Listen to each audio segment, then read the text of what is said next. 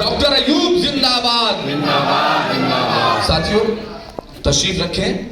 چونکہ یہ دھرم گروؤں کی میٹنگ ہے، میں یہ چاہتا ہوں کہ سبھی لوگ اطمینان کے ساتھ تشریف رکھیں. جیسا کہ آپ کو بتایا گیا تھا کہ آج کے مخاطب بہار سرکار کے کیبنٹ منسٹر شری شرون کمار جی ہمارے بیچ میں آنے والے ہیں. وہ آپ تشریف لے کر کے آئے ہیں پوری پیس پارٹی کی طرف سے اور ان تمام دھرم گروؤں کی طرف سے، عیسائی دھرم گرو، مسلم دھرم گرو، سناتن دھرم گرو، تمام دھرم گروؤں کی طرف سے میں مانیہ منتری جی کا پوری پارٹی کی طرف سے استقبال کرتا ہوں. ڈاکٹر بی ایل ورما جی کا پوری پارٹی کی طرف سے استقبال کرتا ہوں. تمام عیسائی دھرم گروؤں کا میں پوری پیس پارٹی کی طرف سے استقبال کرتا ہوں. آج کے اس پروگرام کی صدارت ادھیکشتا پیس پارٹی کے راشٹری ادھیکش کل ہند قومی صدر ڈاکٹر محمد ایوب سرجن صاحب کر رہے ہیں. آپ دیکھ رہے ہیں اعلان کے مطابق بہار سرکار سے گرامین وکاس ایوم سنسدی کار منتری کیبنٹ منسٹر شری شرون کمار جی ہمارے بیچ میں تشریف فرما ہے. چونکہ وقت کم ہے، بلا تاخیر میں مولانا جہانگیر صاحب سے کہتا ہوں کہ آپ اپنی بات کو اختتام تک پہنچائیں. مولانا جہانگیر صاحب.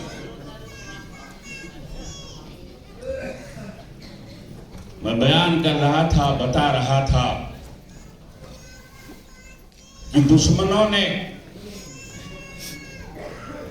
میرے نبی کو مال بھی دینے کی کوشش کی، مال بھی دینے کی بات کی، کرسی بھی دینے کی بات کی، حسین خوبصورت مکہ کے شہزادی سے شادی کرنے کی بات کی اور یہ شرط رکھا کہ آپ اپنے مشن سے ہٹ جاؤ. آپ کا مشن کیا ہے مسلمانوں؟ اے اللہ کے ماننے والے بندوں، آپ کا مشن کیا ہے اس زمین پر؟ کبھی آپ نے اپنے علماء سے پوچھا؟ آپ نے اپنے مشن کو جاننے کی بات کی کبھی؟ کیا آپ نے کبھی اپنے دارالعلوم سے، اپنے مکتب سے، اپنے علماء سے اپنے مشن کی بات کی ہے؟ کیا مشن کو آگے بڑھانے کا کوئی نظریہ آپ نے دیکھا ہے؟ ساتھیوں، میرے نبی کریم صلی اللہ تعالیٰ علیہ وسلم نے مکہ کے ان ظالموں سے کوئی سمجھوتا نہیں کیا. شعبہ ابی طالب میں قید ہونے کی بات آئی تو قید ہو گئے. اپنے ساتھیوں کے ساتھ پہاڑ کی گھاٹی میں قید ہونا منظور کر لیا، پر ظالم سے کوئی سمجھوتا کرنے کے لیے آپ آگے اپنے ہاتھ کو نہیں بڑھائیں. اسی لیے میرے رب نے کہا، اللہ تعالیٰ کا حکم ہے، لَقَدْ كَانَ لَكُمْ فِي رَسُولِ اللَّهِ أُسْوَةٌ حَسَنَةٌ. میرے محبوب رسول کی زندگی تمہارے لیے آئیڈیل ہے، نمونِ عمل ہے.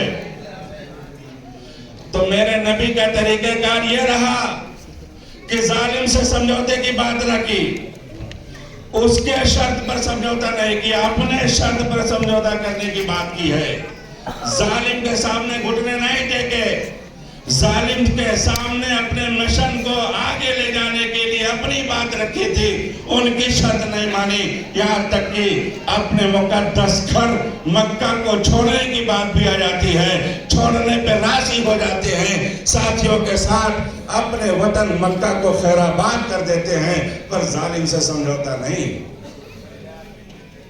آپ علماء کرام ہیں، آپ سبھی لوگ تاریخوں کا مطالعہ کرتے ہیں، پڑھتے ہیں. دیکھیں کہ نبی کریم صلی اللہ علیہ وسلم آپ نے رات کی تاریکی میں اپنے ساتھیوں کو ہجرت کا وقت دیا اور خود صاحب مہاجر ہوئے، ہجرت کیے اور مدینہ آئے. مدینہ آنے کے بعد آپ نے اپنے قوم کو مضبوطی دلانے کے لیے، اپنے قوم کو طاقت دینے کے لیے، اپنے قوم کو عزت و سربلندی دینے کے لیے آپ نے سیاسی قدم چنا، اپنے پریورتن لائے. جہاں مکہ کے سرزمین پر کہا تھا یا ایھا الناس قولوا لا الہ الا اللہ تفلحوا، ایک خدا کی عبادت کی بات کی تھی، وہی میرے نبی، ہمارے نبی آپ مدینہ کے سرزمین پر آئے تو کہا لکم دینکم ولی دین، آپ کو آپ کا دین مبارک، ہمیں ہمارا دین مبارک ہے. کیا آپ کو یہ معلوم نہیں کہ جب مکہ میں ظلم ہو رہا تھا तो उस जुल्म की सारी कैफियत यहाँ के लोग भी महसूस कर रहे थे, देख रहे थे, और उन्हीं की धरती पर आए थे, मदीना में आए थे। लेकिन अपने उम्मत को और अपने कौम को और अपने मजहब को बरसर इक़्तिदार लाने के लिए आपने अपना सियासी जो है कदम उठाया, और उस सियासी कदम को मदनी जिंदगी कहा जाता है, जिसे निज़ाम मुस्तफ़ा की बुनियाद कही जाती है। साथियों, बताना यह चाहता हूँ कि आज हमारा ये भोला भाला मुस्लिम समाज कहता है कि जितने मुस्लिम संगठन जो है, मुस्लिम सियासी पार्टियां हैं, वो आपस में पहले गठबंधन कर लें और उसके बाद एक महाज बना करके खड़ी करें। क्या ये तारीख़ नबवी में कहीं शामिल है?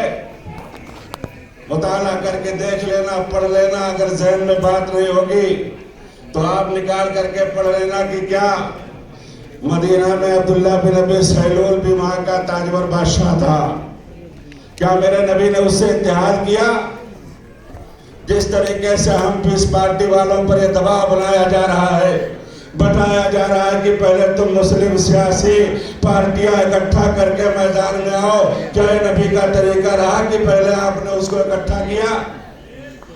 आप सोचें, आप अपनी किताबों का मुताला करें, पढ़ें, नबी की सीरत को पढ़ें और देखें कि मेरे नबी ने ऐसे लोगों से गठबंधन किया, ऐसे लोगों से जो है इत्तेहाद किया, ऐसे लोगों से हाथ मिलाया जो हुकूमत बनाने के अहल थे, हुकूमत बनाने के अक्सरियत पे थे, हुकूमत बनाने के लिए उनके पास अफराद ज़्यादा थे। उन्हीं लोगों से मेरे नबी ने गठबंधन किया, छोटे लोगों से गठबंधन नहीं किया। आप उलमाए किराम, इत्तेहाद मेरे नबी ने मक्का के छोटे छोटे उन लोगों से, कबीलों से नहीं किया। सबसे पहले इत्तेहाद किससे किया? अपने जानी दुश्मन यहूदियों से किया, जो खुले दुश्मन से उनसे किया। आस्तीन के छुपे सांपों से आपने कभी समझौता नहीं किया, और ये मुसलमान आस्तीन के छुपे सांपों की तारीफ कर रहा है। ये मुसलमान आस्तीन में छुपे सांपों की गीत गा रहा है, और मेरे नबी ने खुले हुए दुश्मन की तारीफ की, और उस खुले हुए दुश्मन के साथ अपनी हुकूमत की बात की, क्योंकि उनकी आबादी ज़्यादा थी, उनकी तादाद ज़्यादा थी, तलवारें ज़्यादा थी, उनके पास माल ज़्यादा थे, उनके पास हिसाब से मदीना में हुकूमत करने के चांसेस ज़्यादा थे। इसीलिए मेरे नबी ने उसी से हुकूमत करने का गठबंधन किया। इसीलिए आज हमारे साथी जो कह रहे हैं कि पहले छोटी छोटी पार्टियों से गठबंधन करो, वक्त की बात है। जब मुल्क के सतह की बात होगी तो हम अपने सतह पर जो हुकूमत बनाने के शहरे होंगे उनसे गठबंधन करेंगे, और जब सूबे की बात होगी, जो पार्टी हुकूमत बनाने की हेल होगी, हम लोग उसी के साथ इत्तेहाद करेंगे, क्योंकि यही मेरे नबी का तरीक़ेकार है, यही मेरे नबी की मदनी जिंदगी है। और अगर ये मदनी ज़िंदगी हम मुसलमानों ने अपनाया, अगर इस मदनी ज़िंदगी को हम लोगों ने अपना लिया और इस तरीके से काम किया, तो इंशाअल्लाह ताला जो उलमाए किराम का साथ रहा, तो इस मुल्क का मुसलमान भी मदीना के मुसलमानों की तरह बावकार हो जाएगा, इज्जतदार हो जाएगा, ताजदार हो जाएगा। क्योंकि मैंने पढ़ा है, जिस मुल्क का बादशाह जिस मजहब का होता है, उसी के मजहब के लोगों को इज्जत दी जाती है, उसी के मजहब के लोगों की कद्र की जाती है, उसी के मजहब के फरोग पाता है और उसी का मजहब बुलंद होता है।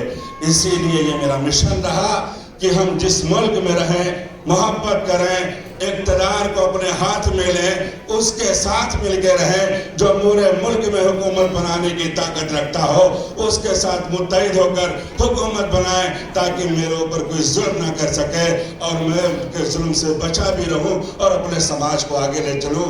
इसीलिए हम आपके बीच में नबी करीम की इतनी थोड़ी सी ज़िंदगी पर हमने रोशनी डाली है।